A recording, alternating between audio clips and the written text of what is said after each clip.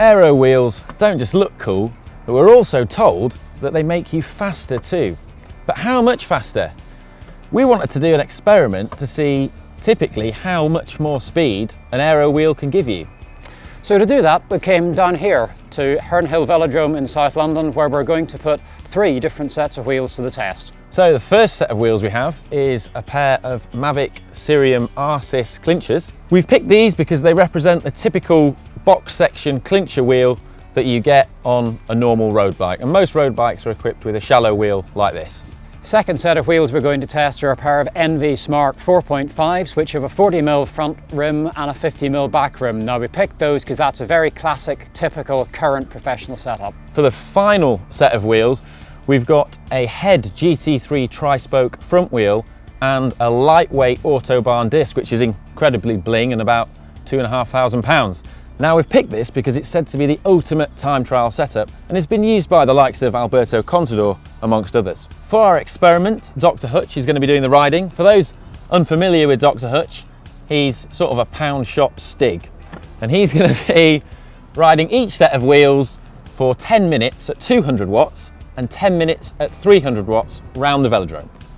We're doing this because we thought 200 watts was maybe typical of a decent club rider or a sportive rider, and 300 watts was maybe more the kind of number a time trialist or a racer would hit.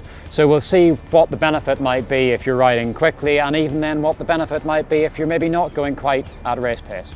For consistency, Hutch is going to begin every run from a rolling start, and we're using PowerTap P1 pedals for power measurement, and we're also using Challenge Record tyres with latex inner tubes on all the wheels. I'll be riding the same Merida Reacto team bike in all the tests and keeping a consistent position on the drops in all the tests we do to try and keep a level playing field.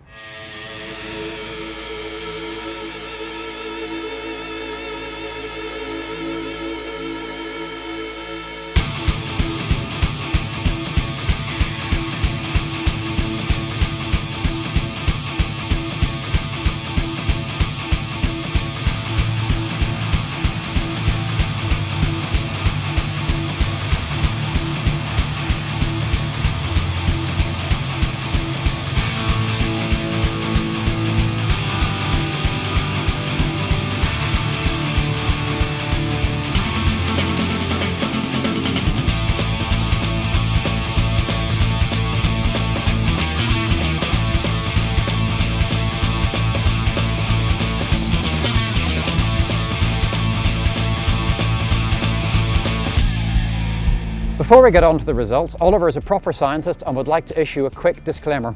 Yeah, so we're aware that this is not the most accurate test in the world, but for all the wind tunnel data that exists around bikes and wheels, no one actually rides their bike in a wind tunnel. I do.